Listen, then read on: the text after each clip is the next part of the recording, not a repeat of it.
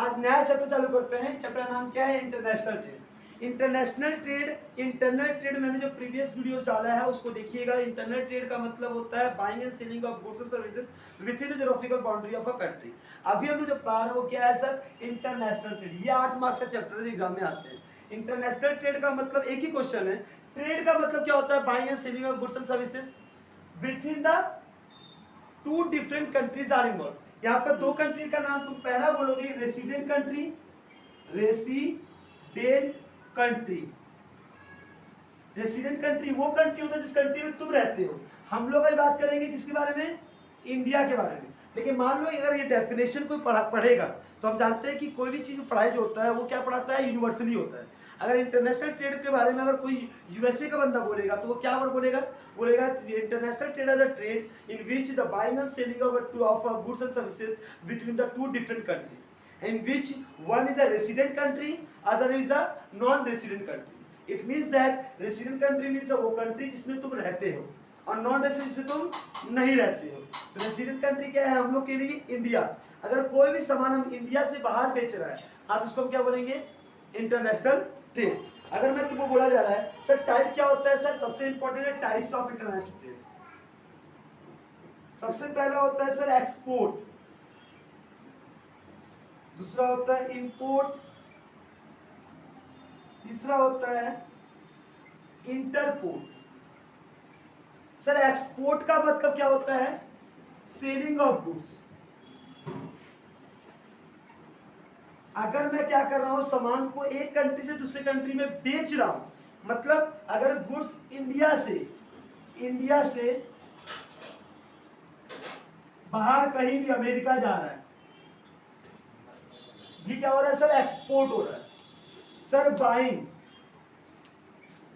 Of goods, अगर दूसरे country से अमेरिका से माल इंडिया आ रहा है तो उसको बोलूंगा एक्सपोर्ट या इंपोर्ट। सॉरी, एक्सपोर्ट का मतलब जाना, इंपोर्ट का मतलब आना।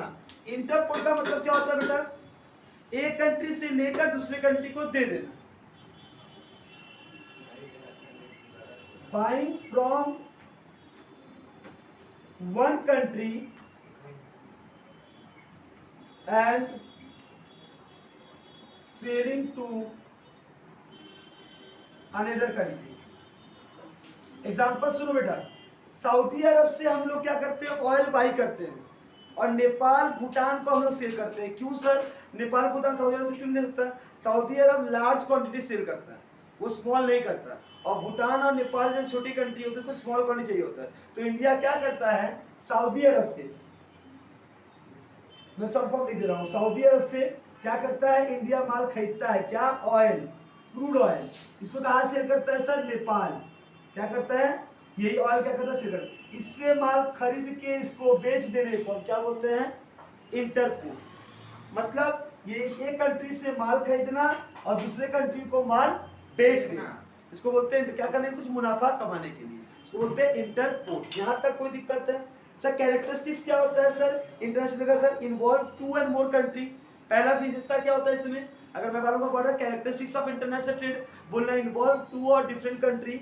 फिर बोला जाएगा सर हाई रिस्क। अच्छा इंटरनेट ट्रेड में तो मान लो कोई बंदा मेरा पैसा लेके गया, हम इसका घर जाकर मार सकते हैं, घर जाकर पैसा निकलवा सकता है, कुछ कर सकता है। लेकिन अगर इंटरनेशनल ट्रेड है तो दूसरे कंट्री पैसा कहाँ से निकलवा लोगे? रिस्क है कि नहीं है?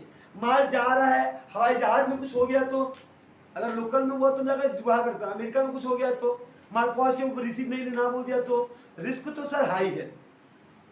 लेंदी प्रोसीड्यूर, इसका जो प्रोसीड्यूर मैं लिखवाऊंगा थोड़ा डॉक्यूमेंट्स, बहुत लेंदी प्रोसीड्यूर है, बहुत डॉक्यूमेंट तुमको लगेगा, वेरिफिकेशन लगेगा बहुत, क्योंकि स्मगलिंग का बात हो जाता है ना, दूसरे कंट्री से माल आ रहा है, कस्टमर ड्यूटी का डॉक्यूमेंट चेक करेगा, वेरिफिकेशन का बहुत बवाल होगा इसमें। फिर बोला जा रहा सर, बोला है payment in a foreign currency. क्या अमेरिका का बंदा तुम्हारा इस करेंसी पैसा देगा? वो फॉरेन करेंसी पैसा देगा, वहाँ वो पैसा तुमको कहाँ दिखाना पड़ेगा? आरबीआई में। आरबीआई में पैसा को दिखाना पड़ता है, पेमेंट होता है, बहुत बवाल होता है कि होता है, तो करेंट फॉरेन करेंसी मिलेगा। कॉम्प्लिकेटेड लीगल प्रोसीड्यूर, इसका जो लीगल प्रोसीड्यूर बहुत ही कॉम्प्लिकेटेड है। और क्या है? रजिस्ट्रेशन मैंडेटरी है और डिफरेंट लैंग्वेज, आपको डिफरेंट लैंग्वेज आना चाहिए तब जाकर इंटरनेशनल ट्रेड कर सकते हैं। तो ये सब क्या बेटा इंपॉर्टेंट कैरेक्टरिस्टिक्स है आपके क्या चीज के? इंटरनेशनल ट्रेड की। सर एडवांटेज क्या है? अर्निंग ऑफ फॉरेन करेंसी, देश का इकोनॉमी मजबूत होता है। अगर मैं एक्सपोर्ट करेगा तो फॉरेन करेंसी इंडिया में आएगा, तो इंडिया का क्या हो जाएगा सर, इंडिया का करेंसी का वैल्यू बढ़ेगा, तो ये अच्छी बात है। सब move effective use of resources, तुम्हारा रिसोर्सेज तुम्हारा एलपीजी हो गया, लिबरलाइजेशन, प्राइवेटाइजेशन और ग्लोबलाइजेशन, इससे क्या होगा, तुम्हारा बना हुआ माल अब पूरे तुम्हारा कस्टमर अब केवल इंडिया का माल नहीं रहा, तुम्हारा कस्टमर क्या हो गया sir, all over the world हो गया, तो वैराइटीज बहुत मिल गया तुमको। इकोनॉमिकल ग्रोथ, देश का ग्रोथ भी होता है सर एम्प्लॉयमेंट भी बढ़ता है इससे, हायर स्टैंडर्ड ऑफ लिविंग होता है, economic of scale, large scale production में कर सकता हूँ, प्राइस स्टेबिलिटी, अगर मैं इंटरनेशनल ट्रेड कर रहा हूँ, मेरा लार्ज स्केल प्रोडक्ट बिक रहा है तो प्राइस मेरा कम में भी चल जाएगा। हाँ, इंटरनेशनल ब्रदरहुड्स, एक दूसरे कंट्री से मेरा दोस्ती आ जाए, रिलेशन अच्छा बन जाता है सर। ग्रेट कंपटीशन, कंपटीशन भी अच्छा मिलता है, और अपग्रेडेशन ऑफ टेक्नोलॉजी, मैं टेक्नोलॉजी का नया नया ग्रेडेशन भी कर सकता हूँ, नया नया टेक्नोलॉजी को भी मैं यूज कर सकता हूँ कि मेरा वॉल्यूम बहुत ज़्यादा है, मेरे को मुनाफा ज़्यादा मिल रहा है, तो मैं नया टेक्नोलॉजी यूज कर सकता हूँ सर। इसका क्या एडवांटेज टू फर्म, किसा एडवांटेज समझ आ गया आपको। डिसएडवांटेज क्या है sir, dependence on foreign goods, अगर मान लो मैं फॉरेन गुड्स को लेता हूँ, फॉरेन गुड्स का माल सप्लाई या बाइंग करता हूँ, इससे क्या होने लगेगा, मेरे को ये नुकसान ये होने लगता है आपको कि मेरे पास मैं फॉरेन गुड्स को डिपेंडेंसी हो जाता है। जैसे मान लो मैंने फॉरेन गुड बहुत सा यूज करता हूँ, अब मुझे उसका आदत हो गया, अब अगर वो माल मुझे नहीं मिल रहा है तो मुझे प्रॉब्लम होने लगता है। फिर क्या होता है सर, बोला कोलैप्स ऑफ होम इंडस्ट्री, इससे इंडिया का जो इंडस्ट्रीज है वो क्या होने लगता है सर, कोलैप्स होने लगता है, खराब होने लगता है। हाँ, फिर होता है सर जैसा क्या misutilisation of natural resources, misutilisation मतलब बोला है सर, अपनी नेचुरल जो रिसोर्सेज है उसका अच्छे से यूटिलाइजेशन नहीं हो पाता है, और अनहेल्दी कंपटीशन, इसके जो कंपटीशन है, बहुत सारे कंट्री जो पैसे वाले हैं वो प्राइस को एक बार पूरा नीचे कर, जैसे जियो ने क्या किया, बाकी मैं खाने के लिए पूरा नुकसान सा, जब मार्केट पूरा कोलैप्स हो गया तो कस्टमर को पैसा लूटना चालू कर दिया।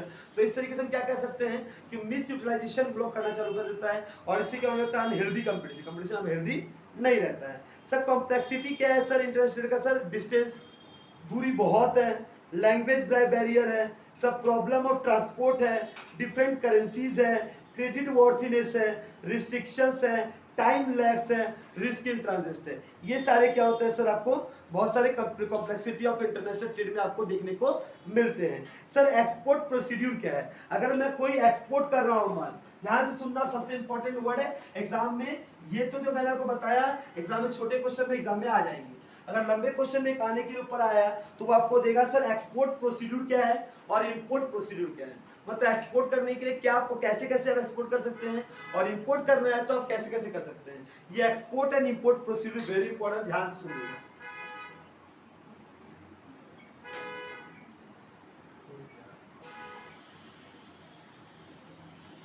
सबसे पहले क्या करता बेटा, रिसीप्ट ऑफ इंपोर्ट, ध्यान से सुनना, कॉमन सेंस लगाओगे, दुकान में देखोगे, समझ में आ जाएगा अपने आप।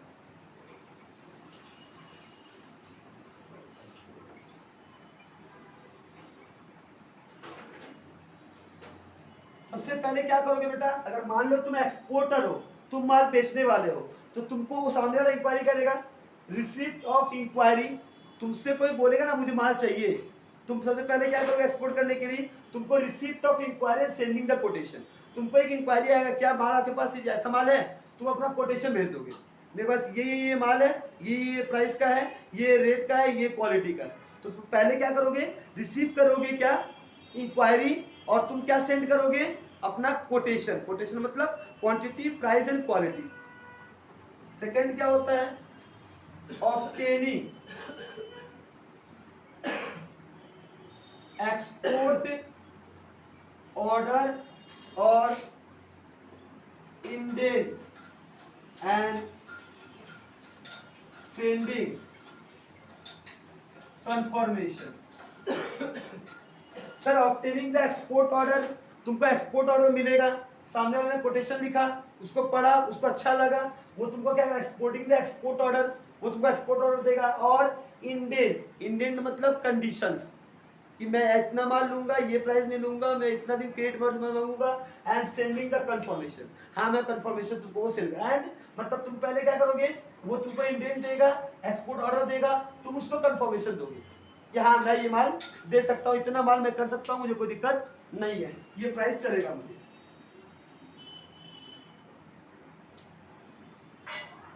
रिसीविंग लेटर ऑफ क्रेडिट सबसे इंपॉर्टेंट है बेटा, लेटर ऑफ क्रेडिट का मतलब होता है तुम रिसीव करोगे लेटर ऑफ क्रेडिट, मतलब कि पैसा कितने दिन में तुम मुझे दोगे। हाँ, और अब तुम अपने कंट्री का आरबीआई से मेरे कंट्री के आरबीआई के बीच लिंक होगा, मैं अपना डॉक्यूमेंट दूंगा, एक्सपोर्ट इंपोर्ट का लाइसेंस होता है मैं दे दूंगा उसको। हाँ, वो जब दे दूंगा तो सामने वाला मुझे दिखेगा कि लेटर ऑफ क्रेडिट मिलता है, कि क्रेडिट फैसिलिटी देने का। तो वो मेरे कंट्री के बैंक तुम्हारे कंट्री के बैंक से लिंक कर चुका है, अपने पैसा ऑटोमेटिक ट्रांसफर हो जाएगा। तो लेटर ऑफ क्रेडिट का रिसीविंग करना वेरी इंपॉर्टेंट है, इसके बिना तो मैं उसको माल दूंगा ही नहीं। यहाँ पर मेरा एक रिस्क खत्म हो जाता है, पैसा मेरा वापस आ जाएगा, उसका टेंशन नहीं है। दोनों गवर्नमेंट बोलती है आप सेलिंग कीजिए, बाई कीजिए, कोई दिक्कत नहीं है, मैं खड़ा हूँ।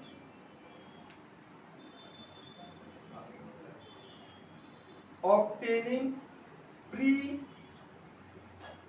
शिपमेंट फाइनेंस, मैं बोलता हूँ मैं पूरा का पूरा माल बाद में जब पहुंचेगा तब नहीं, कुछ प्री शिपमेंट फाइनेंस दीजिए हमको।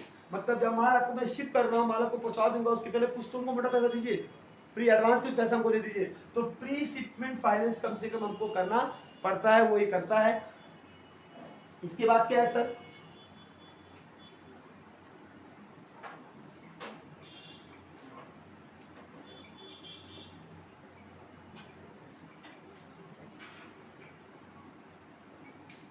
जब तुमने प्री शिपमेंट फाइनेंस हमको दे दिया, मेरा बात हो गया पैसे का, तब प्रोडक्शन करेगा या प्रोक्योरमेंट करेगा। दो वर्ड होता है ना, प्रोडक्शन मतलब बना के बेचूंगा या तो किसी से मंगवा के बेचूंगा, ठीक है। प्रोडक्शन या प्रोक्योरमेंट ऑफ गुड्स करना मैं चालू कर दूंगा। प्री शिपमेंट इंस्पेक्शन,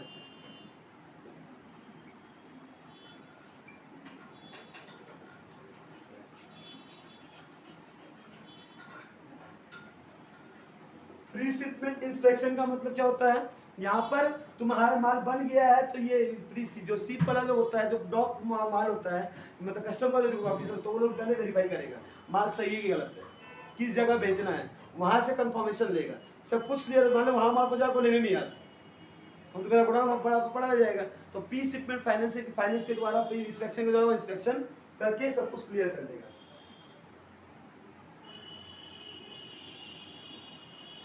बोल रहे हैं एक्सरसाइज क्लीनिंग,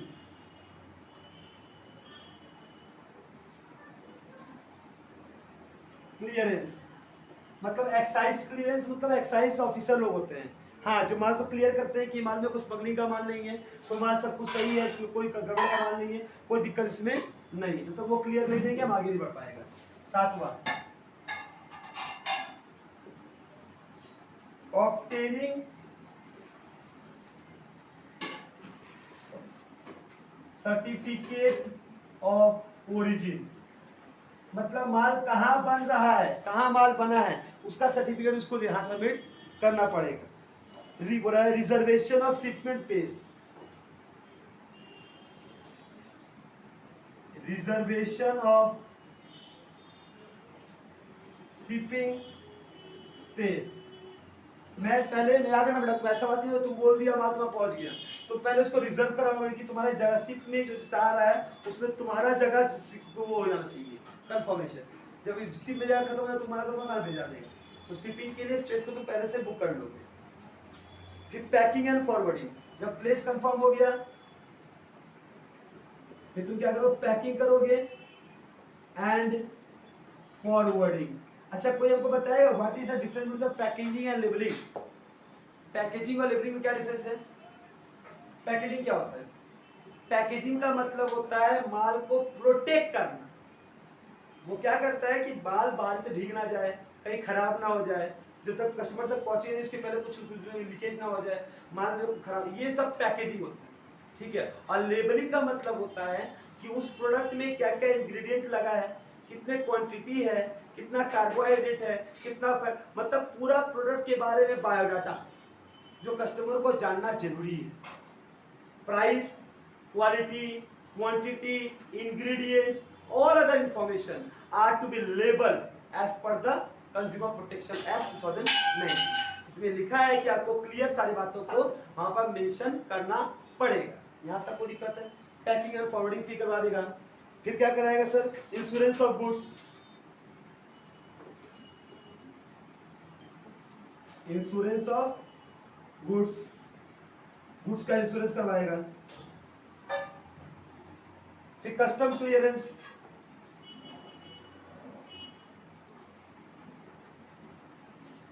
कस्टम में माल क्लियर करवाएगा। Obtaining the mate receipt, mate receipt का मतलब होता है माल जो रिसीव हो गया उसकी चीज लिए। फिर क्या है payment of foreign insurance of bill of landing, preparation of invoice और सिक्योरिंग द पेमेंट। ये सब क्या है सर, इंपॉर्टेंट डॉक्यूमेंट है आपके क्या चीज करने के लिए, एक्सपोर्ट करने के लिए। सेम इसी तरीके से इंपोर्ट के लिए लगता है, बस इंपोर्ट के लिए वही चीज कि जो माल हम रिसीव कर रहे हैं उसका डॉक्यूमेंट लगेगा।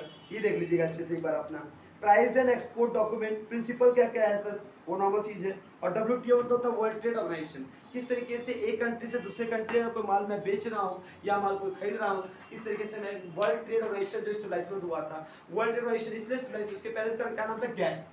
WTO मतलब होता है वर्ल्ड ट्रेड ऑर्गेनाइजेशन। ये 1995 में जाकर स्टेबलाइज हुआ था। इसके पहले इसका कंपनी का नाम था GATT, general aggregate trade and tariff. ये क्या करता था, जिसका काम ये असली में यही था, बस ये क्या है, ये एग्रीमेंट था।